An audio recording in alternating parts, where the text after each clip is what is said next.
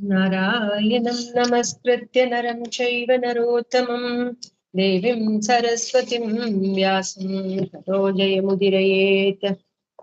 நம்ம ஸ்ரீமத் பாகவதத்தோடைய 10வது ஸ்கந்தத்துல இருக்கோம். 78வது அத்தியாயம் இன்னைக்கு பார்க்கணும். நேத்து தந்தவக்ரன் வந்தான், அவனை வதம் பண்ணியாச்சுல ஷால்வனை. அவனை வதம் பண்ணதுக்கு அப்புறம் தந்தவக்ரன் எப்படி இந்த மாதிரி என்னுடைய நண்பர்கள் எல்லாம் இந்த கண்ணன் கொண்டுட்டானேன்னு சொல்லி வேகமா ஓடி வரான். அது வரைக்கும் நேத்து பார்த்தோம். இன்னைக்கு அந்த ஸ்லோகம், அந்த அத்தியாயம் என்னன்னு பார்க்கலாம். ஸ்ரீ சுக உவாச்ச சிசுபாலஸ்ய ஷால்வஸ்ய பௌண்ட்ரகஸ்யாபி துர்மதிஹி பரலோக கதானாம் ச குர்வன் பாரோக்ஷ்ய சௌஹ்ருதம் ஏகः பதாதி சங்கிருத்தோ கதாபானி பிரகம்பயன் பத்ஞாமிமாம் மகாராஜ மகாசத்வோ வியதுஷ்யத. சுகபிரம்மம் பரீட்சித்துக்கிட்ட இந்த விஷயத்த சொல்லிட்டு இருக்கார். இந்த மாதிரி ஷால்வன் மறைஞ்சதுக்கு அப்புறம் அவனோட நண்பனான தந்தவக்தன் வந்தானா, அத சொல்றார். பரீட்சித், சிசுபாலனும் ஷால்வனும் பவுண்டரக்கனும் கொல்லப்பட்ட பிறகு அவர்களிடம் தான் வைத்திருந்த அன்பிற்கு ஈடு செய்ய விரும்பிய தீய எண்ணம் கொண்ட வலிமை மிக்க தந்தவக்தனின் கோபவெறி கொண்டு தனித்து கதையேந்தி பூமியை நடுங்கும் வண்ணம் ரதம் ஏதுமின்றி கால்நடையாக போர்க்களம் வந்தான். இவனுங்கெல்லாம் ஒரு ஒரு ஒரு குரூப் ஆஃப் ஃப்ரெண்ட்ஸ் இல்லையா? சிசுபாலன், ஷால்வன், பவுண்டரகன், ருக்மி, இவங்க எல்லாம் ஒரு ஒரு ஒரு ஒரு டைப் ஆஃப் ஃப்ரெண்ட்ஸ்.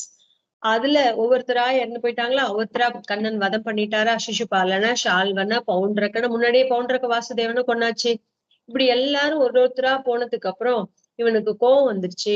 இவனுக்கு கெட்ட புத்தி வேற, ரொம்ப வலிமைசாலி வேற. ஏன்னா இவன் ஜெய விஜயர்கள்ல ஒரு அவதாரம் இல்லையா? அப்படி வரான்.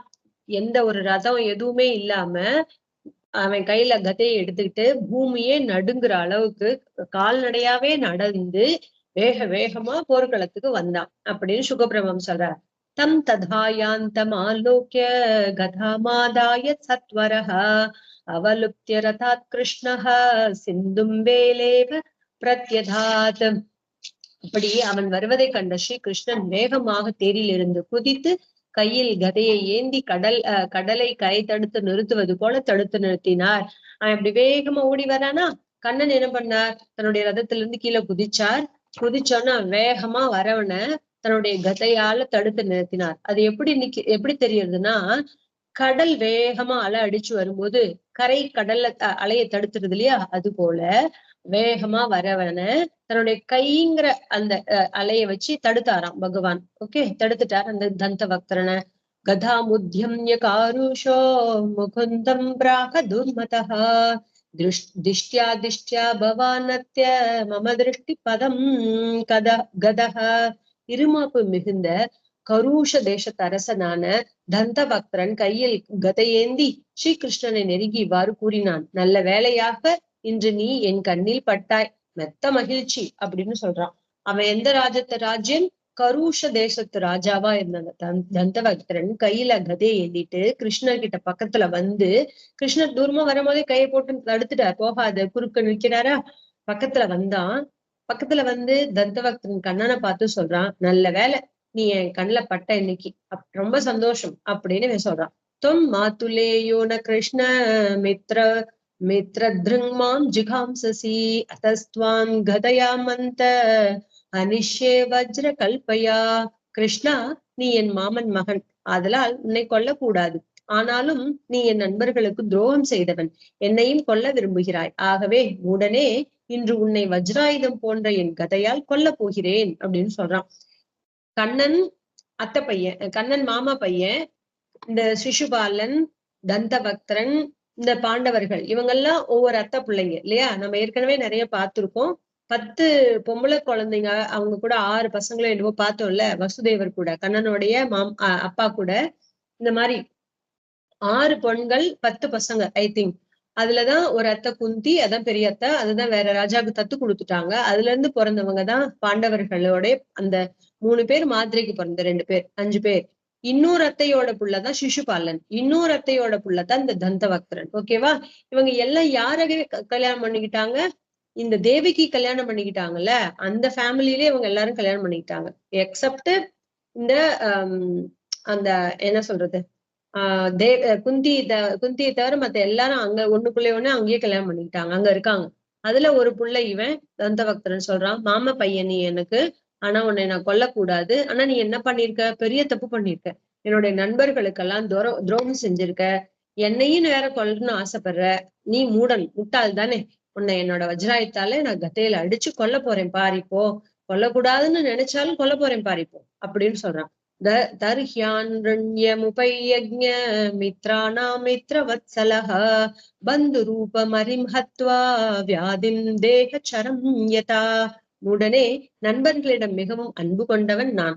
நோய் நம் உடலில் தோன்றியதெனினும் அதனை அழிப்பது போல் உறவினர் உறவில் உள்ள உன்னை கொன்று நண்பர்களிடம் நான் பட்ட கடனை தீர்ப்பேன். ரொம்ப அழகான ஒரு கருத்து உள்ளது. சொல்றான், நீ ஒரு முட்டாள், ஏன் தெரியுமா? நண்பர்களிடம் மிகவும் அன்பா இருக்கக்கூடியவன் நான். நம்ம உடல்ல நோய் வந்துச்சுன்னா, நம்ம உடம்புக்கு வந்திருக்கே அப்படின்னு சொல்லிட்டு நம்ம பாதுகாத்தா வச்சுக்குவோம். அதை அழிக்கிறதுக்கு தானே நம்ம முயற்சி பண்ணுவோம். அது போல என் உடம்புல வந்த நோய் போல நீ என் சொந்தக்காரன் ரூபத்துல இருக்கக்கூடிய என்னுடைய எதிரி அப்படி சொல்றான். சொந்தக்காரன்கிற உறவினர் உருவில் உன்னை கொன்று நண்பர்களிடம் நான் பட்ட கடனை தீர்ப்பேன். நீ என் சொந்தக்காரனா இருந்தா கூட பரவாயில்ல, என் உடம்புல இருக்குங்கிறதுனால நோயை நான் ஒழிக்காம இருக்க முடியாதுல்ல. அதே போல நீ என் சொந்தக்காரன்ங்கிறதுனால உன்னை நான் கொல்லாம விட மாட்டேன். உன்னை கொன்னு என்னுடைய நண்பர்களுக்கு நான் பட்ட கடனை தீர்க்க போறேன் அப்படின்னு சொல்றான். ஏவம் ரூக்ஷைஸ்து தன்வாக்கியை கிருஷ்ணம் தோத்ரைரிவ த்விபம் கதையா தாடயன் ஊத்னி சிம்ஹவத் வியனதச்சசஹா. துரட்டிகளால் யானையை குத்துவது போல கொடும் சொற்களால் ஸ்ரீகிருஷ்ணனை குத்திய அவன் கதையால் ஸ்ரீகிருஷ்ணனின் தலையில் அடித்து சிங்கம் போல் கர்ஜித்தான். கதையினால கண்ணனுடைய தலையில ஓங்கி அடிக்கிறான், சிரஸ்ல அடிச்சுட்டு வேற கத்துறான். அது அப்புறம் கடும் சொற்களால வேற சொல்றான். ஒரு தொரட்டு குச்சிய வச்சு யானை உடம்புல குத்துவான்ல யானை பாகன். அது போல கண்ணனை கொடும் சொற்களால இவன் குத்துறான். தலையில வேற ஓங்கி மண்டையில கண்ணனுடைய சிரசுல அடிச்சுட்டான் கதையால. அடிச்சுட்டு வேற சிங்கம் மாதிரி கர்ஜிக்கிறான். கதையாபி ஹதோப்யாஜௌ நச்சால யதூத்வஹ கிருஷ்ணோபி தமஹன் குர்வ்யா கௌமோதக்யாஸ்தனாந்தரே. போர்க்களத்தில் கதையால் தாக்கப்பட்ட ஸ்ரீகிருஷ்ணன் இருந்த இடத்தை விட்டு அசையவில்லை. ஸ்ரீகிருஷ்ணனும் தனது கௌமோதகி என்ற கதையா அவனது மார்பை தாக்கினார். அடிபட்டுட்டாரே கண்ணன், எங்கேயாவது போனாரா அப்படின்னு பார்த்தா இடத்தை விட்டு அசையலையாம். கண்ணன் பதிலுக்கு தன்னோட கௌமோதகி அப்படிங்கிற அந்த கதையை எடுத்து அவனுடைய மார்பிலே ஓங்கி அடிக்கிறார். கதா நிர்பின்ன ஹிருதய உத்வமன் ருதிரம் முகாத் பிரசாரிய கேஷபாக்வக்ரீன் தரண்யாம்யபதயசூஹு. கதையால் மார்பில் தாக்கப்பெற்ற தந்தவக்தரின் வாயில் ரத்தம் கக்க, கேஷங்கள் விரிய, கை கால்கள் உதைத்து கொண்டு உயிரிழந்தவனாக தரையில் விழுந்தான். ஒரே அடித்தா மார்பில் அடிச்சார் பகவான். அடிச்ச உடனே கதா நிர்பின்ன ஹிருதயா, பின்னமா ஆயிடுச்சு. ஹிருதயத்துல அடிச்ச உடனே இருதயம் பின்னமா ஆயிடுச்சு. அவனோட முகத்துல இருந்து ரத்தம், வாயில இருந்து ரத்தம் வழியிறது. கதையால் மார்பில் தாக்கப்பட்ட தந்தபக்தனோட வாயிலிருந்து ரத்தம் கசியறது. முடிகள் எல்லாம் அப்படியே விரிஞ்சுக்கிச்சு, அப்படியே கூந்தெல்லாம் அவிழ்ந்து போயிட்டு, கை கால் எல்லாம் உதச்சுக்கிட்டு கீழே பூமியில விழுந்து உயிரிழந்தவனா தரையில் விழுந்துட்டான் அந்த தந்தபக்தரன். தத் சூக்ஷ்மதரம் ஜோதிஹி கிருஷ்ணமாவிஷதத்புதம் பஷ்யதாம் சர்வபூதானாம் யதா சைத்யவதே நிருப. எப்படி சிசுபாலனோட உடம்புல அவனை கொன்ன உடனே அவன் உடம்புல இருந்து ஒரு விதமான தேஜஸ் வந்துச்சோ, அது போல அரசே சொல்றார் பரீட்சித்துக்கிட்ட சுகபிரம்மம், அரசே சிசுபாலனை கொன்ற போது நடந்ததை போலவே மக்கள் அனைவரும் பார்த்து கொண்டிருக்கும் போது அவனது உடலில் இருந்து மிகவும் சூட்சமான ஒளி ஒன்று கிளம்பி அனைவரும் வியக்கும் வண்ணம் ஸ்ரீகிருஷ்ணனை சென்றடைந்தது. ரொம்ப அற்புதமா சொல்றார். ஏன் சொல்லுங்க, இப்பதான் இவனுக்கு 3 பிறவி அடைஞ்சதுக்கு அப்புறம் தான் 3வது பிறவில முக்தின்னு இருக்கா. 3 பிறவி ஆல்ரெடி எடுத்துட்டானா, ஹிரண்யாக்ஷன், ஹிரண்யகசிபு, ராவணன், கும்பகர்ணன், சிசுபாலன், தந்தவக்தன் நம்ம ஏற்கனவே பார்த்திருக்கோமா. சிசுபாலன் ஏற்கனவே அவனை கொன்னப்ப அவனுடைய உடம்புல இருந்து ஒரு விதமான தேஜஸ் பகவானை அடைஞ்சிச்சுன்னு பார்த்தோமா. அதே போல சேம் இவனுக்கும் சிசுபாலன் போலவே தந்தவக்தரனுக்கும் அவனுடைய சரீரத்திலிருந்து ஒளிமயமான ஒரு தேஜஸ் அங்கிருந்து வந்து கண்ணனோட சேர்ந்துருச்சு. சூட்சமான கண்ணு உருவமில்லாத ஒரு தேஜஸ் வந்து இந்த கண்ணனை வந்து அடைஞ்சிச்சு. மக்கள் எல்லாம் பார்த்துக்கிட்டே இருக்காங்க. விதூரதஸ்து விதூரதஸ்து விதூரதஸ்து தத் பிராதா பிராத்ருஷோக பரிப்ளுதः ஆகச்சத சிச்சமர்த்யாமுச்வசம்ய தஜ்ஜிகாம்யயா தஜ்ஜிகாம்சயா. தந்தவக்தனது தம்பி விதூரதன் சகோதரன் இறந்ததால் மிகவும் வருந்தி பெரும் மூச்சறிந்து ஸ்ரீகிருஷ்ணனை கொல்ல கத்தியும் கடையும் ஏந்தி வந்தான். ஒருத்தன் போனா ஒருத்தன் வந்துடுறான். ஒருத்தனை கொன்னதுக்காக இன்னொருத்தன் துரத்திட்டு வர ஆரம்பிச்சிடான். இந்த மாதிரி அண்ணன் தந்தவக்தன் இறந்த உடனே விதூரதன் அப்படிங்கிறவன் அவனோட சகோதரன் அவன் ரொம்ப துக்கப்பட்டுக்கிட்டு அண்ணன் இப்படி கொண்டுட்டான்னு கிருஷ்ணனை கொல்றதுக்கு கத்தியும் கடையும் கையில ஏந்திட்டு வரான். தஸ்ய சாபததா கிருஷ்ணஹ சக்ரேண க்ஷூர நேமினா சிரோ ஜகார ராஜேந்திர சகிரீடம் சகுண்டலம்.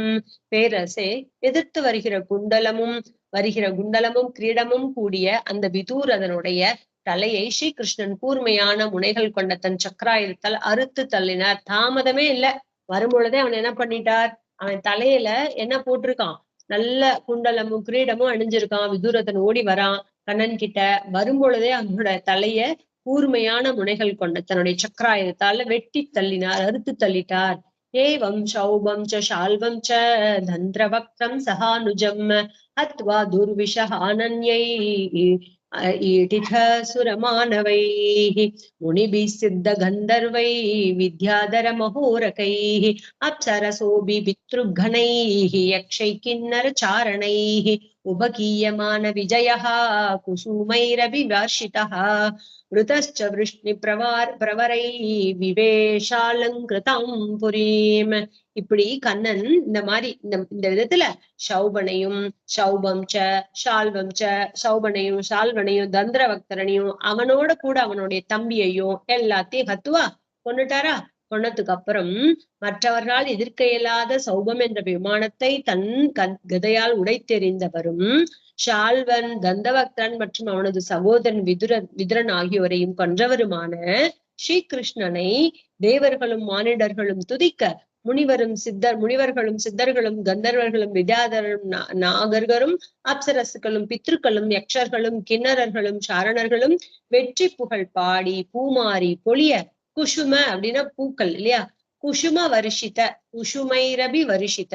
குசுமனா பூக்களால வருஷித்தம் பண்றாங்க, மழை பொழிவிக்கிறாங்க. பூமாரி பொழியறது, புகழ் பாடி பூமாரி பொழிய யாதவ பெரியோர்கள் சூழ சிறப்பாக அலங்கரிக்க பெற்ற துவாரகை நகரில் பிரவேசித்தார். இப்படி வெற்றி வாகை சூடி கண்ணன் அழகா துவாரகை நகருக்குள்ள பிரவேசிக்கிறார்.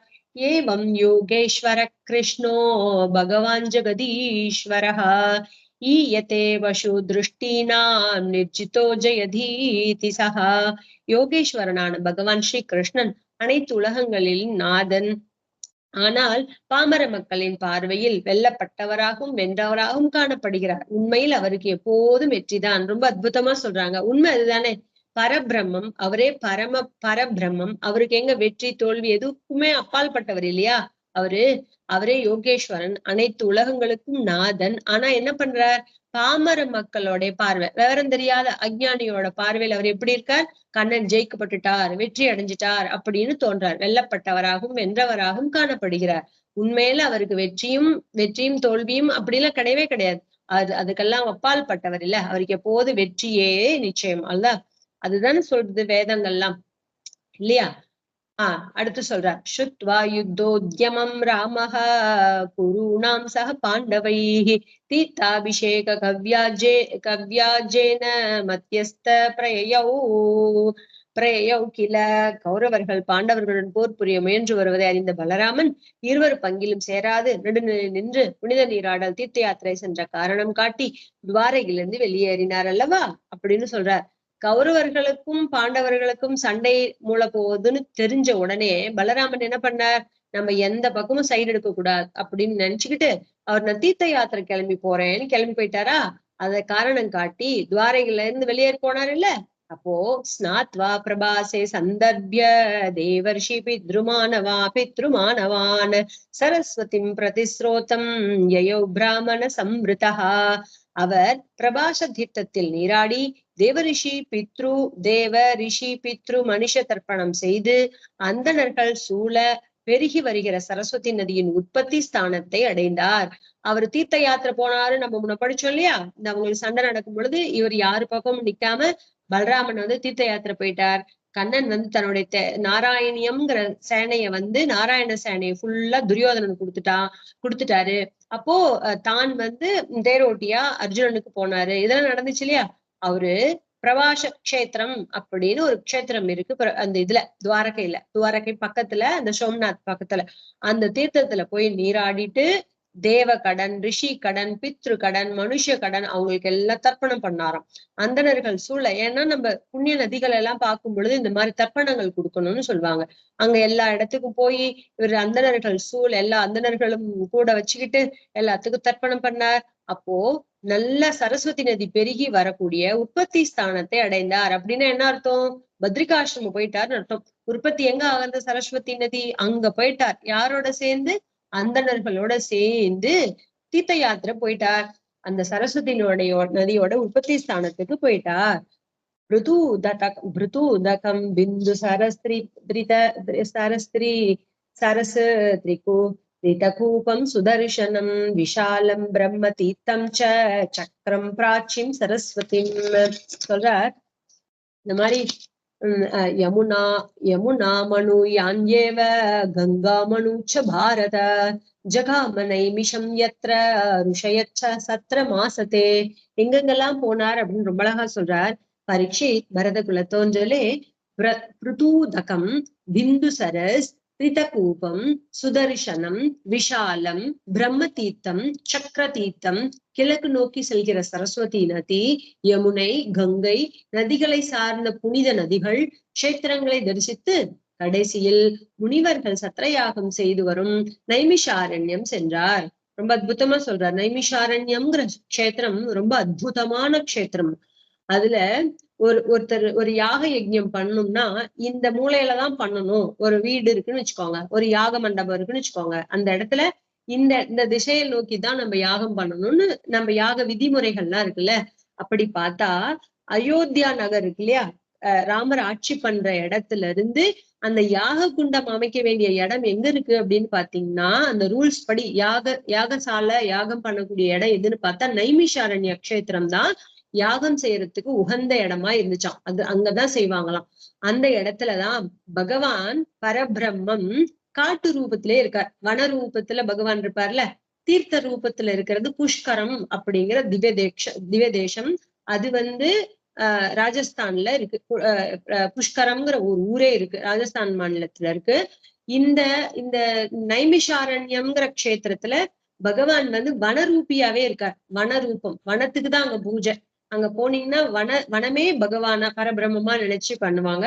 நைமிஷாரண்யத்துல இது நடக்கும். புஷ்கரத்துல தீர்த்த ரூபத்திலே பகவான் அப்படின்னு சொல்லுவாங்க. தீர்த்தமே பகவான். அப்படி அந்த இடத்துல போய் ராமர் நிறைய யாகம் பண்ணியிருக்கார். யாக யஜ்யம் வேள்விகள்லாம் பண்ணியிருக்கார். இப்படி இவரு பலராமனும் என்ன பண்ணார்? முனிவர்கள்லாம் எப்போது சத்திரயாகம் பண்ணிட்டே இருப்பாங்களாம். சத்திரயாகம்னா என்ன? கண்டினியூஸா ஒன் பை ஒன் எப்ப பார்த்தாலும் யாகம் பண்ணிக்கிட்டே இருக்கிறது. இன்னைக்கும் இப்ப போனீங்கன்னா அங்க சேவிக்கலாம். அந்த யாக குண்டம் இருக்கு. அந்த இடத்துல முனிவர்கள் ரிஷிகள் எல்லாமே சத்தரூப அந்த மனு முதலியானவர்களா இருக்காங்க. சுகபிரம்மம் இருக்கார் அந்த இடத்துல. வியாச பகவான் இருக்கார். எல்லாத்துக்கும் திவம கஷேத்திரம் இருக்காங்க. அப்புறம் கோமதி நதி இருக்கு. அப்புறம் இந்த சக்கர தீர்த்தம் பிரம்ம தீர்த்தம்னு சொல்லக்கூடிய தீர்த்தமும் பெரிய ஒரு தீர்த்தமும் இருக்கு அந்த இடத்துல. இதெல்லாம் அங்க ரொம்ப அழகா சேவிச்சுக்கலாம். அந்த மாதிரி ஒரு இடம். அங்க போறார். எல்லாம் முடிச்சுட்டு எல்லா யாத்திரையும் முடிச்சுட்டு அங்க போறார். தமாகதமபி பிரேத்ய முனையோ தீர்க்க சத்ரிணஹ அபிநந்திய யதாநியாயம் பிரணம்யோதாய சாச்சயன். நைமிஷாரண்யத்திற்கு வந்த அவரை நீண்ட நாட்கள் செய்ய வேண்டிய சத்திரயாகம் புரிகிற முனிவர்கள் எழுந்து எதிர்கொண்டு வரவேற்று முறைப்படி வணங்கி ஆசி வழங்கி உபசரித்தனர். அங்க யாகம் பண்ணிட்டு இருக்காங்கல்ல, இவரு பலராமன் வந்திருக்காரு அப்படிங்கறது தெரிஞ்ச அந்த ரிஷி முனிவர்கள் ரொம்ப நாள யாக யஜ்யங்கள் பண்ணிட்டு இருக்க கூடியவங்க இவர் வந்திருக்கிறத பார்த்து அவரை எதிர்கொண்டு வரவேற்று முறைப்படி அவங்களுக்கு அவரை நமஸ்கரிச்சு ஆசனம் கொடுத்து ஆசீர்வாதம் பண்ணி உபசரிச்சாங்க. சோச்சித சபரிவாரஹ கிருதாசன பரிகிரஹ ரோமஹர்ஷணமாசீனம் மஹர்ஷே சிஷ்யமைக்ஷத. தன் பரிவாரங்களுடன் பூஜிக்கப்பட்ட பலராமன் வியாசரின் சிஷ்யரான ரோமஹர்ஷணர் ஆசனத்தில் அமர்ந்திருப்பதை கண்டார். இப்பதான் இங்க ஒரு விபரீதம் நடக்கிறது. என்னன்னு பாத்தீங்கன்னா, வியாச பகவானும் சிஷ்யர்கள் எல்லாம் பார்த்தோம்ல, 4 சிஷ்யர்கள் கிட்ட வேதத்தை 4 பக்கமும் பரப்ப சொல்லி அனுப்பிச்சார் அப்படின்லாம் பார்த்தோம். அதுல ஜெய்மினி இவங்க எல்லாம் பார்த்தோம் இல்லையா? அது போல இன்னும் நிறைய சிஷ்யர்கள் இருந்தாங்கல்ல, அதுல ஒருத்தர் ரோமஹர்ஷனர் அப்படிங்கிற ஒரு சிஷ்யர் இருந்தார். அந்த ரோமஹர்ஷனோட புள்ளைதான் இவருன்னு சொல்லுவாங்க. யாரு? நம்ம மகாபாரத கதை சொல்றாரு இல்லையா, வைஷம்பாயனர் அப்படின்னு சொல்லுவாங்க.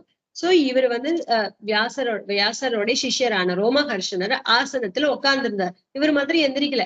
இவரு சொந்தக்காரங்களோட மத்த அந்தணர்களோட போயிருக்கார். எல்லாரும் இவரை முகமன் கூறி எதிர் வரவேற்று எல்லாரும் உபச்சாரம் பண்றாங்க. ஆனா வியாசரோட சிஷ்யரான ரோமஹர்ஷர் மாத்திரம் ஆசனத்துல இருந்து எந்திரிக்கல. இத பாக்குறார். அப்ரத்யுத்தாயினம் சூதம் அகிருத பிரவணாஞ்சலிம் அத்தியாசீனம் ச தான் விப்ரான் சுஷ்கோபாத் வீக்ஷ மாதவஹ. மது வம்சத்தில் உதித்த பலராமன் மாதவஹ அப்படிங்கிறதுனால இந்த இடத்துல என்ன அர்த்தம் பண்றாங்கன்னா, மது வம்சத்துல அவதரித்தவரான பலராமன் வர்ண முறையற்ற திருமணத்தில் பிறந்த ரோமஹர்ஷண அந்தணர்களை விட உயர்ந்த ஆசனத்தில் அமர்ந்திருப்பதையும் எதிர்கொண்டு எழுந்து தன்னை வரவேற்காததையும் கைகூப்பி வணங்காததையும் கண்டு கோபம் அடைந்தார். அவருக்கு கோபம் வந்துருச்சு. ரோமஹர்ஷணர் வர்ண முறையற்ற திருமணத்தில் பிறந்தவர். வர்ணாசிரம தர்மத்துப்படி பிறந்தவர் இல்ல, வர்ணம் மாறி வர்ண தப்பி பிராமணனா பிராமணன், சத்திரியன சத்திரியன் அப்படின்னு அந்த வர்ணாசிரம முறைப்படி கல்யாணம் பண்ணிக்கலையாம். வர்ணாசிரமம் இன்னொன்னு சொல்லுவாங்க, அதுக்கு நிறைய ரூல்ஸ் அண்ட் ரெகுலேஷன்ஸ் இருக்கு. இப்ப பிராமணர்கள் அந்த பெரிய இதுல இருக்கிறவங்க இவங்க வரைக்கும் கல்யாணம் பண்ணிக்கலாம் அப்படின்னு இருக்கு. கீழே இருக்கிறவங்க ஆண்களா இருந்தா பெண்களா இருந்தா எங்க வரைக்கும் கல்யாணம் பண்ணிக்கலாம். இந்த மாதிரி நிறைய ரூல்ஸ் அண்ட் ரெகுலேஷன்ஸ் இருக்கு. அது அந்த வர்ணமுறை தப்பி இவர் கல்யாணம் பண்ணிக்கிட்டாராம். அந்த வர்ணமுறையோட நியமத்துக்கு மாறா இவர் கல்யாணம் பண்ணி பிறந்த குழந்தையா இந்த ரோமஹர்ஷனர். ஓகே, அவங்க அப்பா அம்மா அப்படி கல்யாணம் பண்ணிக்கிட்டாங்க. அப்பேற்பட்டவரு எல்லாம் உயர்ந்த ஆசனத்துல உட்கார்ந்துருக்கார். மத்தவங்க எல்லாம் இப்படி இருக்காங்க. அதுவும் இல்லாம இவர் எந்திரிச்சு எதிர்கொண்டு தன்னை வரவேற்கல, கை கூப்பி நமஸ்கரிக்கல அப்படின்னு மரியாதை பண்ணலன்னு இவருக்கு ரொம்ப கோபம் வந்துருச்சு பலராமனுக்கு. கஸ்மாத சாவிமான் விப்ரான் அத்யாஸ்தே லோமஜஹ தர்மபாலான் ததைவாஸ்மான் வதமர்ஹத் துர்மதிஹி ऋषेर् भगवतो भूत्वा शिष्योदीत्य बहूनि च सेदिहास पुराणीनि धर्मशास्त्राणि सर्वशः अदान्तस्य विनीतस्य वृथा पण्डितमानिनः न गुणाय भवन्ति स्म नटस्येवाजिदात्मनः. முறையற்ற திருமணத்தில் பிறந்த இவர் அனைத்தும் அறிந்த மகரிஷி வியாசரின் சிஷ்யர். பல இதிகாசங்களையும் புராணங்களையும் தர்மசாஸ்திரங்களையும் வியாசரிடம் முற்றிலுமாக கற்றார். இவர் எப்பேற்பட்டவர்? முறையில்லாத திருமணம். அதான் சொன்னனே, அந்த சில ரூல்ஸ் அண்ட் ரெகுலேஷன்ஸ் இருக்கு. இந்த வர்ணத்துல இருக்கவங்க இந்த வர்ணத்துல வரைக்கும் கல்யாணம் பண்ணிக்கலாம் அப்படின்னு இருக்கு. சில வர்ணத்தவங்க சில பேரை கல்யாணம் பண்ணிக்க கூடாதுன்னு இருக்கு. அந்த முறை இல்லாம கல்யாணம் பண்ணி அப்பா அம்மா அவங்களுக்கு பிறந்தவர் இவரு. பல இதிகாச புராணங்கள் தர்மசாஸ்திரங்கள் எல்லாம் வியாச பகவான் கிட்ட இருந்து தரவா கத்து வச்சிருக்காரு இவரு. ஆயினும் தர்மத்தை காக்கின்ற இந்த அண்ணர்களுக்கும் நமக்கும் மேலான ஆசனத்தில் ஏன் அமர்ந்தார்? அப்படி இருந்து கூட கத்திருக்காரு, ஓகே. இருந்தா கூட தர்மத்தை எல்லாம் பாலனம் பண்ணக்கூடிய இங்க இந்த பிராமணர்கள் இருக்காங்க, அவங்களுக்கும் மேலான ஒரு ஆசனத்துல இவர் அமர்ந்திருக்காரு. தர்மத்தை காக்குற அந்தணர்களுக்கும் மேலான ஒரு ஆசனத்துல அமர்ந்திருக்காரு. இப்படி உட்காரக்கூடாது இல்லையா? இவர் பெற்றுள்ள சிறந்த கல்வி வீணே தன்னை சிறந்த பண்டிதனை நினைத்து அதனால் வினயமின்றி மன கட்டுப்பாடின்றி புலனடக்கமின்றி நடக்கிற இவருக்கு எந்த சிறப்பையும் தரவில்லை அப்படின்னு சொல்றார். இதனால இவர் என்ன பண்றார்? இவர் கற்ற கல்வி எல்லாம் வேஸ்ட். இத கத்துக்கிட்டு இவருக்கு என்ன ஒரு அவை அடக்கம் வந்திருக்கு? ஒண்ணுமே இல்லையே, வினயம் இல்லையே, பண்டிதன்கிற நினைப்பு இருமாப்பு இருக்கு, மனக்கட்டுப்பாடு இல்ல, புலனடக்கம் இல்ல, இதெல்லாம் இருந்து என்ன புண்ணியம்? வினயமே இல்லையே, அடக்க ஒடக்கமே இல்லையே இவருக்கு அப்படின்னு நினைச்சுக்கிட்டு எந்த சிறப்பையும் இவருக்கு தரப்போவது கிடையாது. இத்தனை படிச்சு இவருக்கு எந்த சிறப்பையும் தராது. நடிகன் நாடக மேடையில் எவ்வளவு தர்மநெறிகளை மேற்கொண்டவனாக நடித்தாலும் உண்மையில் அது அவனது ஆன்ம நெறிக்கு உதவாது. அது போன்றதுதான் இவரது கல்வி அறிவு. அதனால் மதிக்கட்ட இவர் கொள்ளத்தக்கவர் தான் அப்படின்னு முடிவு பண்றார். ஒரு நடிகன் நாடகத்துல போய் நடிக்கிறான். அவன் எவ்வளவோ நல்லவனா ஆத்ம ஞானியா நடிச்சாலும் அது அந்த கேரக்டர் நடிக்கிற வரைக்கும் தானே அவனுக்கு அந்த இது இருக்கும், சுபாவம்.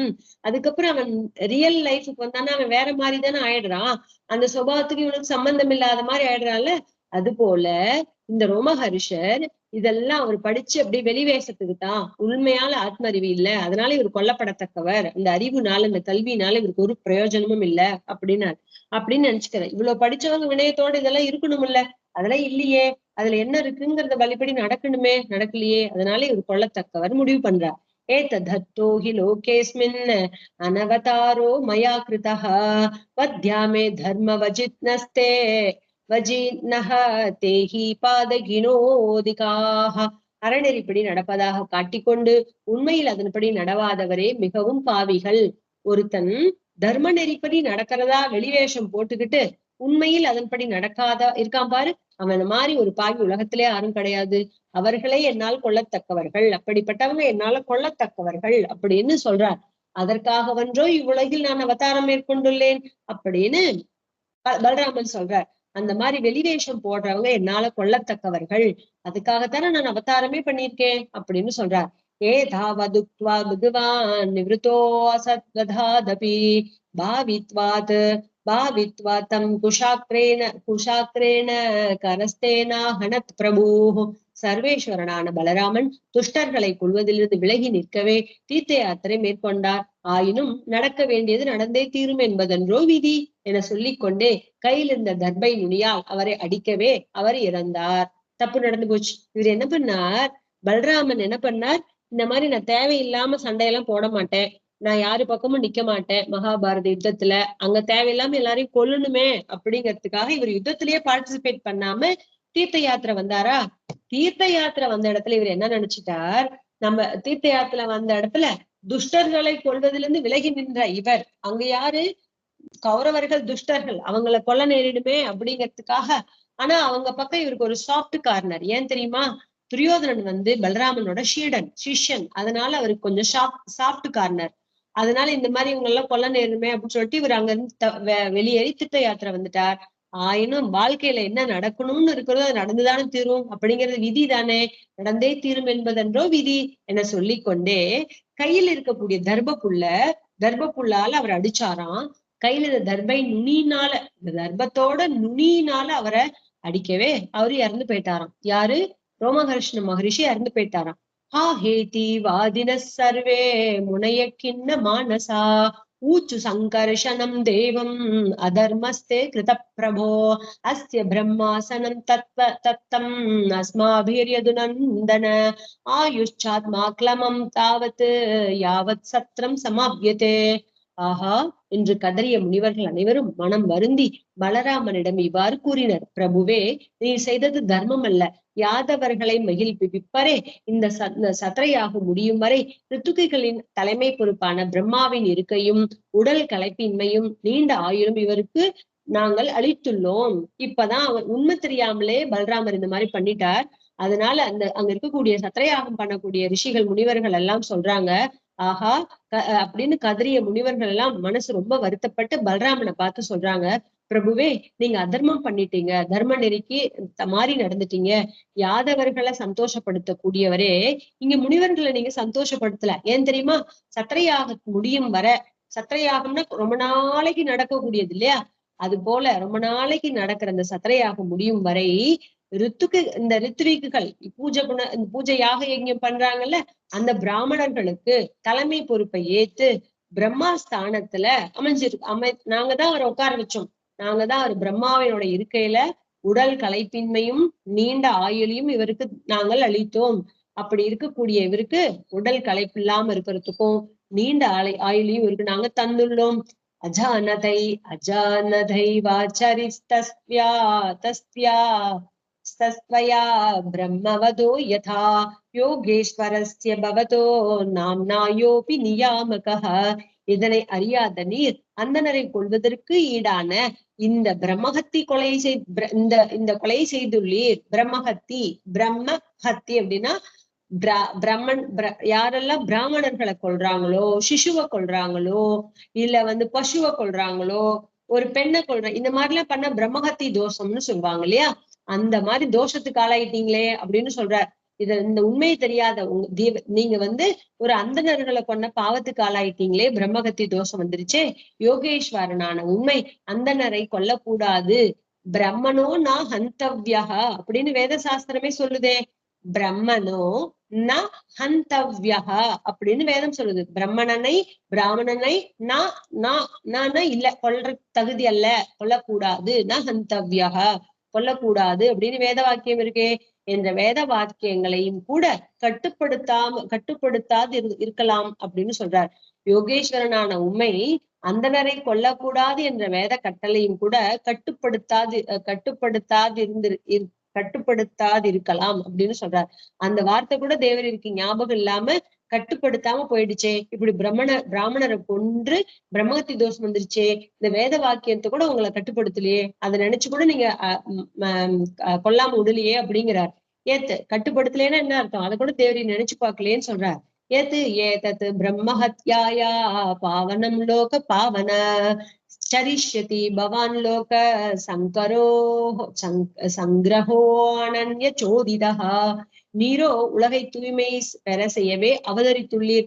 உம்மை வேறொருவர் பிராயச்சித்தம் செய்து கொள் என ஏவுவதற்கும் இயலாது. நீர் எப்படி இந்த உலகத்தை தூய்மை செய்யறதுக்கு அவதரிச்சிருக்கீர். கெட்டவங்களெல்லாம் அழிச்சு நல்லவங்களுக்கு நல்லது பண்றதுக்கு அவதரிச்சிருக்கீர். உண்மை வேறொரு யாராவது பிராயச்சித்தம் பண்ணி செய்ய முடியுமா? உமக்கு நீரே இப்படி அவதரிச்சிருக்கும் போது உண்மை வேறொருவர் பிராயச்சித்தம் செய்து கொள் என ஏவுவதற்கு, இதுக்கு பிராயச்சித்தம் பண்ணிக்கோ, இந்த பிரம்மஹத்தி தோஷத்துக்கு பிராயச்சித்தம் பண்ணிக்கோ அப்படின்னு யாராவது சொல்ல முடியுமா? தேவரீரை போய் யாராவது ஏவ முடியுமா? ஆகவே நீரே இந்த பிரம்மஹத்தி பாவம் நீங்கி தூய்மை பெற பிராயச்சித்தம் செய்து கொள்வீராகில் அது உலகோடு ஒட்டியதான வழிமுறையாகும்.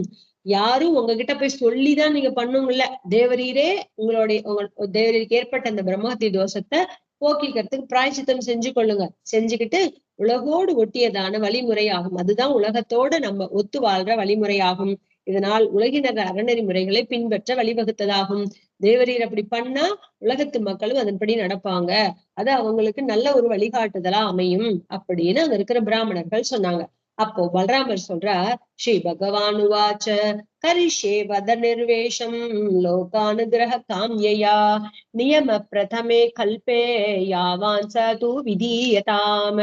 பகவான் பலராமன் சொல்றார் அவங்களை பார்த்து, உலகுடன் ஒட்டி வாழவும் உலகினரை வாழ வைக்கவும் விரும்புவதால் இந்த கொலைக்கான கழுவாயை செய்கிறேன். அதற்கான சிறந்த வழிமுறைகள் அனைத்தையும் செய்ய கட்டளையிடுங்கள் அப்படின்னு சொல்றார். தான் பண்றது தப்புன்னு அவருக்கு உணர்ந்துட்டார். எனக்கு இவ்வளவு ஆனா என்னன்னா பலராமனுக்கு டக்குன்னு கோவம் வந்துரு இல்லையா? அதுதான் அவர்கிட்ட இருக்கு வீக்னஸ். உலகோட ஒட்டி வாழக்கூடிய உலகினரை வாழ வைக்க விரும்புவதனாலதான் உலகத்தோட ஒட்டி வாழணும், நானும் உலகத்தோட அனுசரிச்சு வாழணும், உலக மக்களை எல்லாம் வாழ வைக்கணும்னு ஆசைப்பட்டுதான் வந்திருக்கேன். அதனால நீங்க இந்த கொலைக்கு என்ன தண்டனையோ, கழுவாயின தண்டனை என்ன இருக்கோ கழுவாயே செய்கிறேன். அதுக்கு உண்டான பிராயச்சித்தத்தை நான் செய்யறேன். அதற்கான சிறந்த வழிமுறைகள் என்னன்னு நீங்களே எனக்கு சொல்லுங்க, கட்டளையிடுங்கள், நான் செய்கிறேன் அப்படின்னு பகவான் சொல்றார் பலராமர்.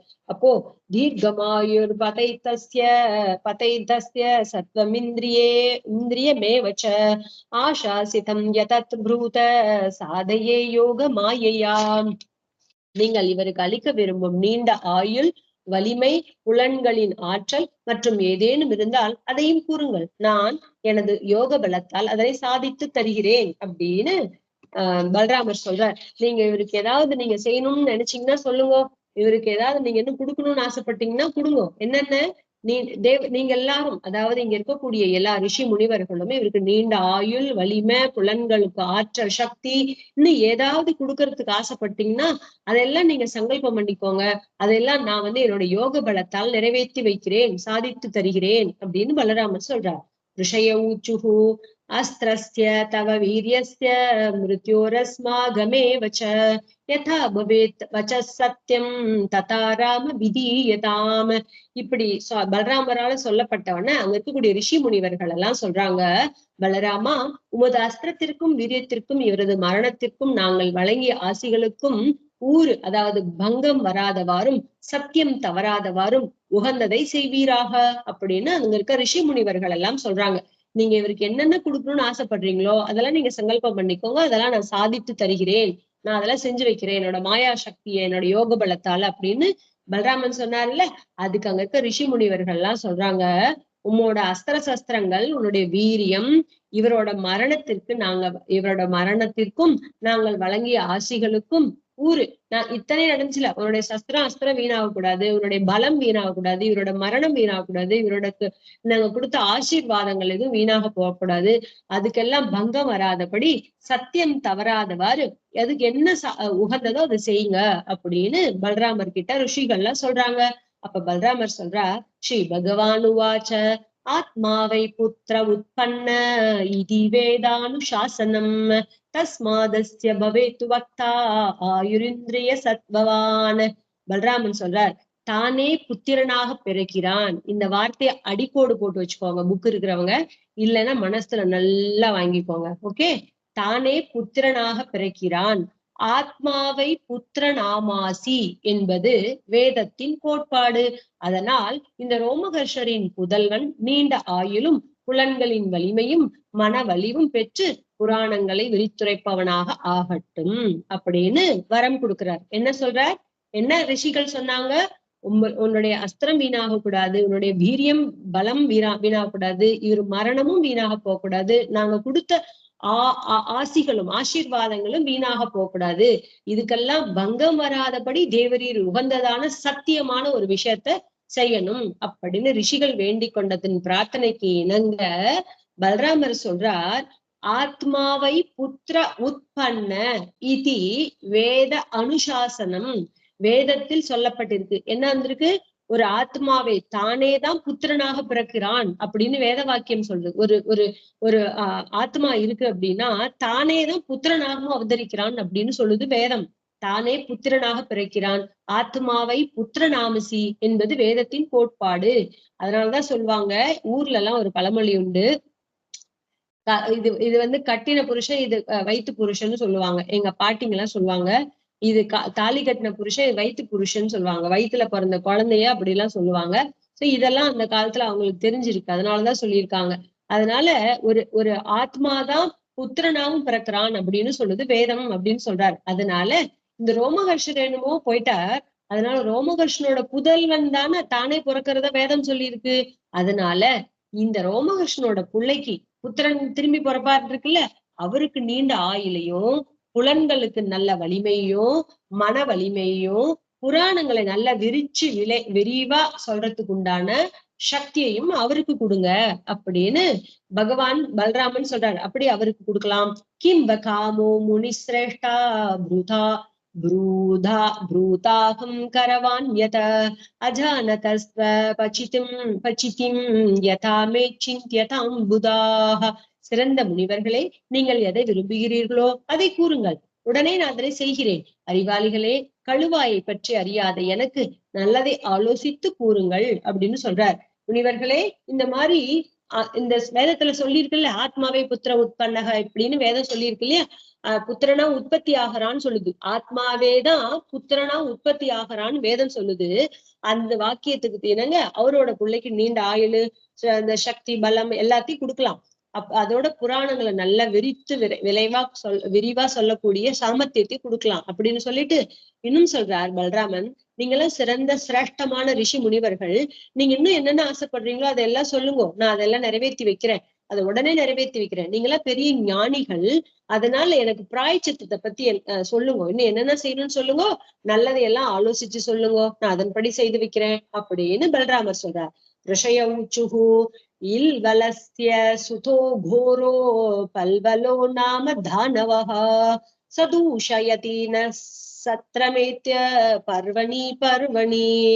ரிஷிகள் சொல்றாங்க, இந்த மாதிரி இவர் சொன்னாரா, இல்வலன் என்ற அசுரனது புதல்வன் பல்வலன், அவன் ஒவ்வொரு பருவ காலத்திலும் இங்கு வந்து எங்கள் சத்திரயாகத்தை கெடுக்கிறான்.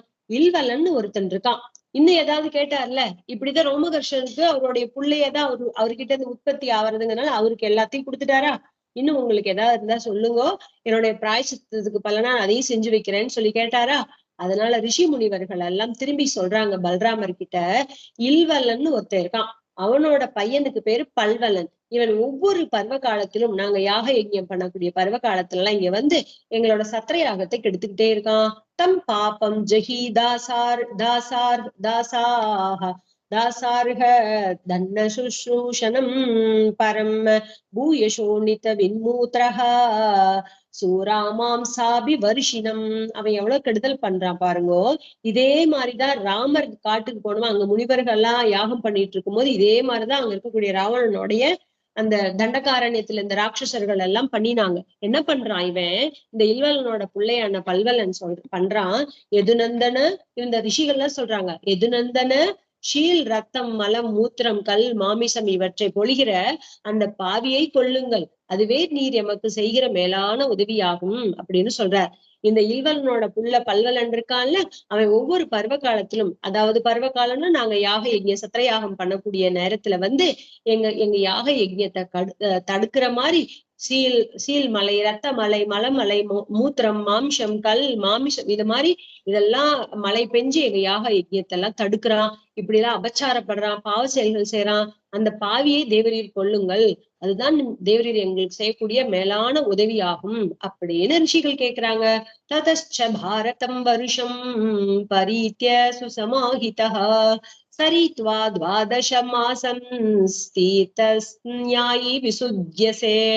அதன் பின் மனவடக்கத்துடன் இப்பாரத வருஷத்தை வலம் வந்து புண்ணிய தீர்த்தங்களில் நீராடி 12 மாதங்கள் விரதம் இருக்க தூய்மை பெறுவீர் அப்படின்னு சொல்றாங்க. அதுக்கப்புறம் இன்னும் சொல்றாங்க ரிஷி முனிவர்கள், உங்களுடைய இந்த இந்த பிரம்மஹத்தி தோஷம் போகணும்னா இந்த மாதிரி அவனோட பிள்ளைக்கு ஆசீர்வாதம் கொடுங்க, எங்களுக்கு இருக்கிற இடர்களை எல்லாம் நீக்கி கொடுங்க. அதுக்கப்புறம் தேவரின் மன அடக்கத்தோட இந்த பாரத வருஷத்தை மொத்தத்தையும் வலம் வந்து தீர்த்த யாத்திரைகள் எங்கெங்க இருக்கோ அதெல்லாம் நீராடி 12 மாச காலங்கள் விரதம் இருந்து தங்களை தாங்களே தூய்மைப்படுத்திக் கொள்ளுங்கள் அப்படின்னு ரிஷி முனிவர்கள் எல்லாம் இவருக்கு ஆலோசனை சொல்றாங்க, பிராய்ச்சித்தம் சொல்றாங்க. இதெல்லாம் மகாபாரத கதையில டீடைல்டா ஒரு பருவமே இருக்கு. அந்த தீர்த்த யாத்திரா பருவம்னே ஒரு பருவம் இருக்கு. எங்கெங்க போய் இந்த பாண்டவர்கள் தீர்த்தம் ஆடினாங்க அப்படிங்கறதெல்லாம் ஒரு பெரிய பருவம் இருக்கு. அதே போல இவரும் எங்கெங்க போய் எந்தெந்த நதியில எந்தெந்த சமயத்துல எப்படி எப்படிலாம் தீர்த்தாடனம் பண்ணினார் அப்படிங்கறதெல்லாம் இருக்கு. சோ இதோட ஸ்ரீமத் பாகவத மகாபுராணத்துல 10வது ஸ்கந்தத்துல பிற்பகுதியில 78வது அத்தியாயம் முடிவடைகிறது. இதி ஸ்ரீமத் பாகவதே மகாபுராணே பாரமஹம்ஸ்யாம் சங்கீதாயாம்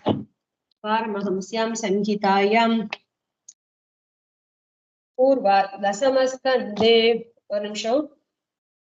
इति श्रीमद्भागवते महापुराणे पारमहंस्यां संहितायां दशमस्कन्धे उत्तरार्धे बलदेवचरिते बल्वलद्धोत्क्रमो नाम 8सप्ततितमोऽध्यायः।